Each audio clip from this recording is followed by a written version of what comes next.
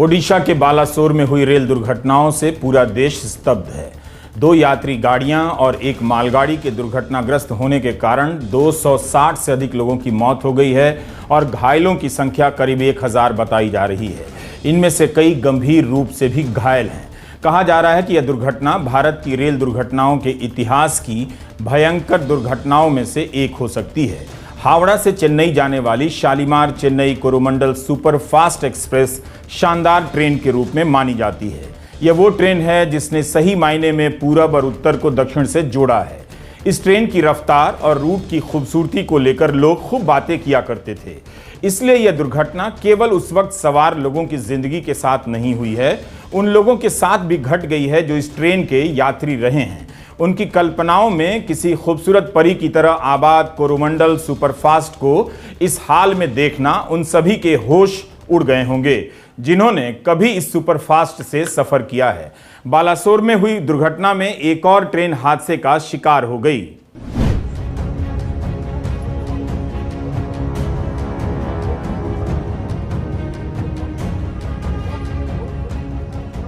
बालासोर के पास Sir M Visvesvaraya terminal Howrah superfast express Bahanaga Bazar station पर डिरेल हो गई।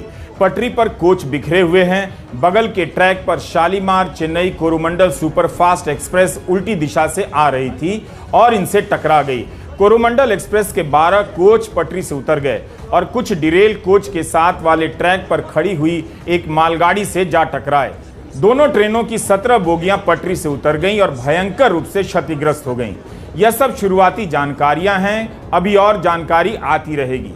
पहले से एक ट्रेन दुर्घटनाग्रस्त हुई तो उस समय किसी भी दिशा से आती जाती ट्रेन को सिग्नल तो गया ही होगा। क्या कोरोमंडल के ड्राइवर को सिग्नल नहीं गया?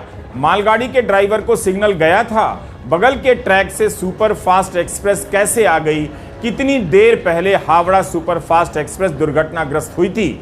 मालगाड़ी क्यों खड़ी रही? इन सब की जांच होगी। जब तक जांच की रिपोर्ट आएगी आप इस भयावह दुर्घटना के असर से दूर हो चुके होंगे।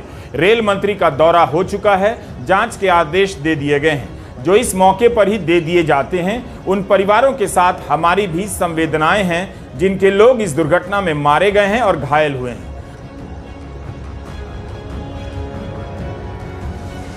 इस दुर्घटना की खबर आते ही कवच को लेकर सवाल उठने लगे और रेल मंत्री के इस संबंध में कई वीडियो वायरल किए जाने लगे जिसमें वे कवच के बारे में बता रहे हैं कि 2 ट्रेनें जब आमने सामने होंगी एक ही पटरी पर तो 400 मीटर पहले रुक जाएंगी। पूछा जा रहा है कि इस रूट पर कवच था या नहीं। जवाब आ गया है, इस रूट पर कवच नहीं था।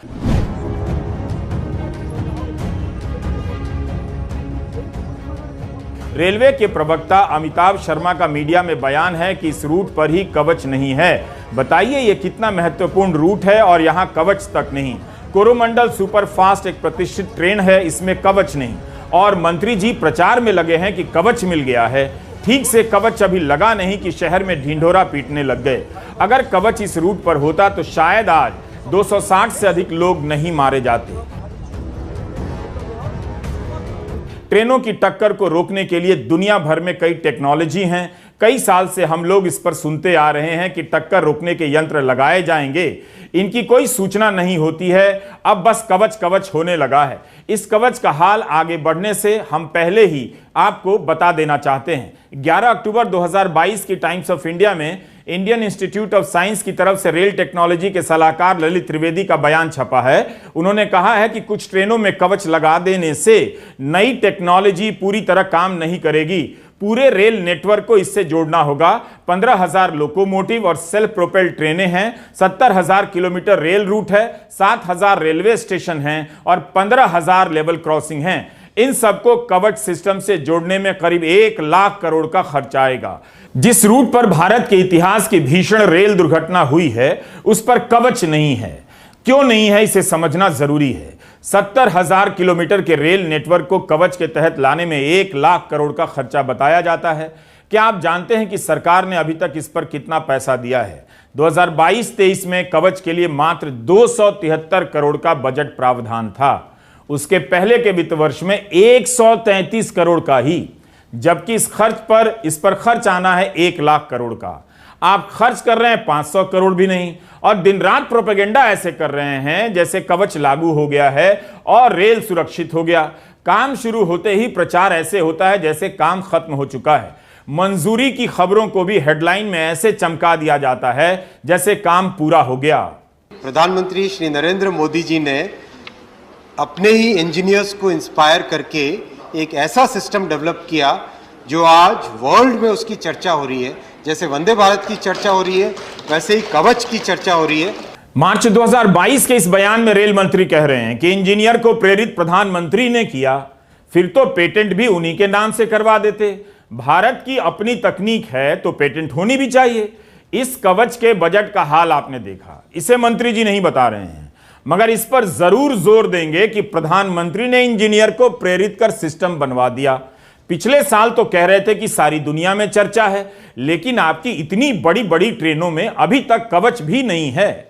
बालासोर की दुर्घटना के बारे में प्रधानमंत्री को जानकारी दी जा रही है, उसी का वीडियो है।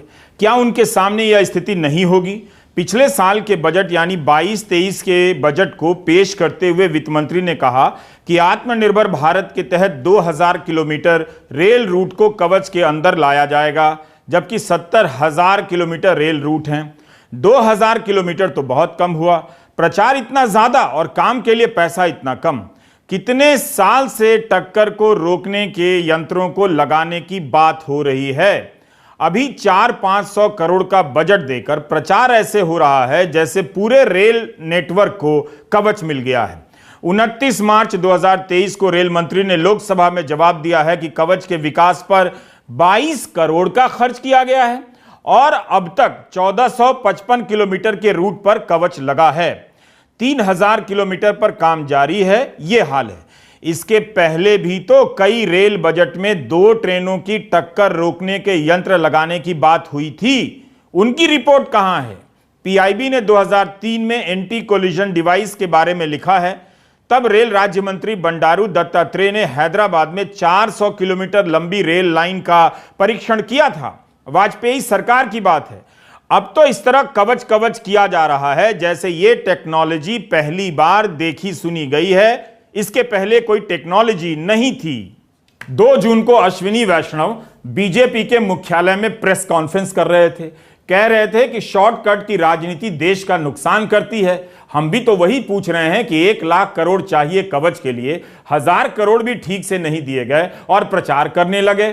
क्या यह शॉर्टकट नहीं है? यूपीए के सरकार के 10 साल को लॉस्ट डिकेड बोल रहे हैं मंत्री जी, यानी हमने 10 साल गवा दिए। तो मोदी सरकार के 10 साल में क्या हासिल कर लिया? एक वंदे भारत के अलावा उनके पास दिखाने के लिए रेलवे में और क्या है? पूछिए ये सवाल। वंदे भारत ट्रेन एक वर्ल्ड क्लास ट्रेन बनी, बिल्कुल एक ऐसी ट्रेन जिसके बारे में कभी सोचा भी नहीं जा सकता था। 160 और 180 की जो स्पीड होती है, उस स्पीड पे ट्रेन को डिजाइन करना दुनिया में केवल 8 देशों के पास ये क्षमता है। Only 8 countries have the design capability to design and manufacture a train which can run at 180 kmph. We have joined that very exclusive group of countries जो कि इतनी कॉम्प्लेक्स मशीन को डिजाइन कर सकते हैं, सक्सेसफुली डिजाइन कर सकते हैं। डिजाइन की बात एक है, आत्मनिर्भर भारत की बात है ये।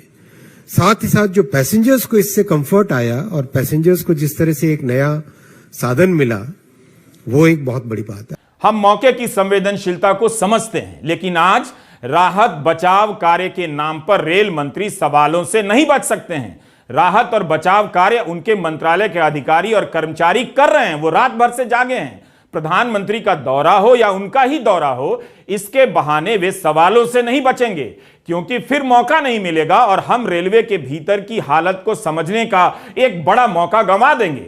दुर्घटना क्यों हुई, रेलवे की हालत क्यों खराब है, इन सवालों से परिजनों को राहत ही मिलेगी कि कोई पत्रकार रेल मंत्री से जवाब तो मांग रहा है कि उनके अपने क्यों मरे। वंदे भारत ट्रेन को लेकर जिस तरह का प्रोपेगेंडा चल रहा है, उसे लेकर बात जरूरी है। क्या यही एक ट्रेन है भारत में? क्या सारा भारत इसी से चल रहा है? हमने अपने वीडियो में कई बार आपको चेतावनी दी है, आप देखिए पुराने वीडियो, कि वंदे भारत नई ट्रेन है, मगर यही एक ट्रेन नहीं है। बाकी ट्रेनों में लोग कैसे सफर कर रहे हैं, इसकी रिपोर्टिंग बंद कर दी गई है। दावा किया जाता है कि 160-180 किलोमीटर प्रति घंटे की रफ्तार से वंदे भारत चलती है। क्या चल रही है? अखबारों में तो यही छपा है कि इसकी औसत रफ्तार 70 किलोमीटर प्रति घंटे से भी कम है। हम वंदे भारत का जिक्र इसलिए कर रहे हैं कि पिछले 1 साल से केवल इसी ट्रेन का उद्घाटन प्रधानमंत्री करने में लगे हैं, रेल मंत्री नहीं करते। इंडियन एक्सप्रेस में तो खबर आई है कि 16 बोगी की एक ट्रेन होती है, लेकिन बोगियां कम हैं, तो उद्घाटन के लिए 8-8 बोगी की वंदे भारत लॉन्च होने लगी है। नई ट्रेनें आती रहती हैं, आनी भी चाहिए, लेकिन इतना भी तो दिखावा नहीं होना चाहिए।